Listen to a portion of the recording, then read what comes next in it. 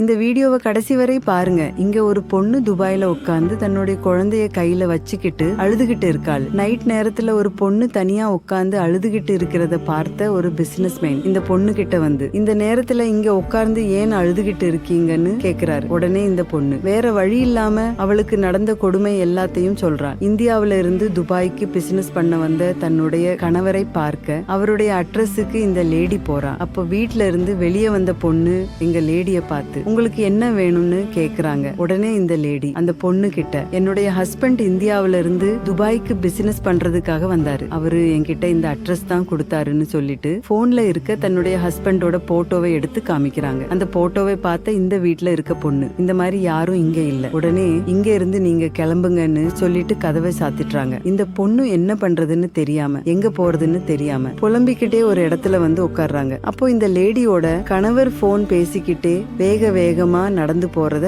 பாக்குறாங்க. உடனே அவர்கிட்ட போய், என்னங்க எப்படி இருக்கீங்க, உங்களை தேடி நான் ரொம்ப அலைஞ்சிட்டேன்னு சொல்றாரு. உடனே இந்த ஆளு, உன்னை யாரு இங்க வர சொன்னா, மரியாதையா இங்க இருந்து போயிருன்னு சொல்றாரு. உடனே இந்த லேடி, என்னங்க இப்படி பேசுறீங்க, நமக்குள்ள நடந்த எல்லாத்தையுமே மறந்துட்டீங்களா, நமக்கு ஒரு பொண்ணு பிறந்திருக்குன்னு சொல்லி தன்னுடைய குழந்தை எடுத்து காமிக்கிறான். உடனே இந்த ஆளு, நான் இந்தியாவுக்கு பிசினஸ் விஷயமா வந்தப்ப உன்னை பார்த்த, நீ அழகா இருந்த, அதனால உன்னை பார்த்தேன், பேசினா பழகுன, நீ பிரெக்னன்ட் ஆன உடனே அதை அபார்ஜன் பண்ண வேண்டியது தானே, எதுக்காக குழந்தை பெத்துக்கிட்டுன்னு சொல்லிட்டு தன்னோட கையில இருந்த கிரெடிட் கார்டை எடுத்து கொடுத்து, இதுல எவ்வளவு பணம் வேணும்னாலும் எடுத்து செலவு பண்ணிக்கோ, இனிமே என்ன தேடி வராதுன்னு சொல்றாரு. கோபமான இந்த லேடி தன்னுடைய கணவனோட கன்னத்திலேயே ஒரு அறை விட்டு, உன்னோட தேவைக்கு மட்டும் என்ன யூஸ் பண்ணிக்கிட்டியான்னு சொல்லிட்டு அவர் கொடுத்த கிரெடிட் கார்டை அவரோட மூஞ்சிலேயே தூக்கி வீசிட்டு அங்க இருந்து கிளம்பி போறாங்க. அதுக்கப்புறம் இந்த பொண்ணு கையில குழந்தையோட ஒரு இடத்துல வந்து உட்கார்ந்து அழுதுகிட்டு இருக்கும் போதுதான் இந்த ஜென்டில்மேன் இந்த லேடிய பார்த்திருப்பாரு. இந்த லேடியோட கஷ்டத்தை எல்லாம் கேட்ட இந்த ஜென்டில்மேன் அந்த லேடிக்கு தேவையான உதவிகளை எல்லாத்தையுமே செஞ்சுட்டு அந்த லேடிய கூட்டிட்டு போய் அவரோட வீட்டு சாவியை கையில கொடுத்து அந்த பொண்ணை அவருடைய வீட்டிலேயே தங்க வச்சுக்கிறாரு. அப்படியே சில வருஷங்களும் கடந்து போகுது. இந்த பொண்ணுடைய கணவர் பிசினஸ்ல லாஸ் ஆகி நடுத்தெருவுக்கு வந்து சாப்பாட்டிற்கே வழி இல்லாம பிச்சை எடுத்துக்கிட்டு இருக்காரு. அப்போ அந்த வழியா வந்த ஒருத்தர், உனக்கு ஒரு வேலை இருக்கு, நீ பண்றியான்னு கேட்டுட்டு அவரை ஒரு இடத்துக்கு கூட்டிட்டு போறாரு. அங்க போனதுக்கு அப்புறம் தான் தெரியுது அந்த கடையோட ஓனர் இந்த லேடி தான்.